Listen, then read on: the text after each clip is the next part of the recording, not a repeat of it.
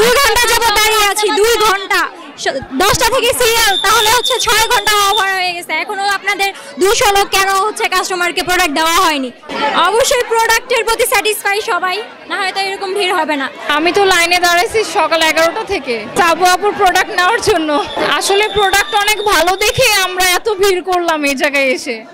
তো আপুর সবগুলা প্রোডাক্টই ইউজ করছি, অনেক ভালো।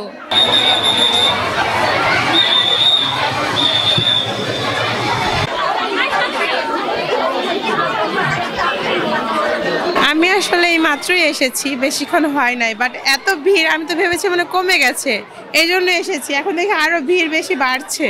কাল থেকে লাইনে দাঁড়িয়ে আছি, সেই সকাল 10টা থেকে লাইনে দাঁড়ায় আছি, এখনো ঢুকতে পারতেছি না।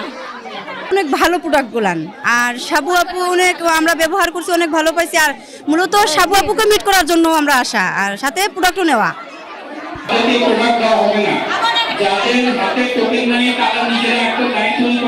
আমি আসছি টঙ্গী থেকে, আর এখানে অনেক ভিড়, কারণ সাপু আপুর প্রোডাক্ট মানেই ভাইরাল প্রোডাক্ট। সো আপুর প্রোডাক্ট, সবগুলো প্রোডাক্ট অনেক ভালো, এই জন্য আমরা সবাই লাইন ধরে, কি একটা অবস্থা। হ্যাঁ, সাপু আপুর প্রোডাক্ট অলওয়েজ বেস্ট অ্যান্ড অনেক ভালো। ঠিক আছে, দাম একটু বেশি, আমার স্টুডেন্টদের জন্য একটু বেশি হয়ে যায়, বাট কিছু করার নেই, আমরা টাকা জমায় জমায় কিনি। আজকে সরাসরি দেখি খুবই ভালো লাগছে। আসলে আমরা বুঝতে পারতাম না আপু যে সত্যি এত সুন্দর, দেখার পর আজকে আমরা বুঝতে পারছি। আসলে নিয়মিত ব্যবহার করা হয় না, আমি খুব গ্যাপ গ্যাপ দিয়ে ব্যবহার করি। আপুর প্রোডাক্ট ব্যবহার করলে তো পুরো ওই যে ওর মতো হয়ে যাব। দেখাও।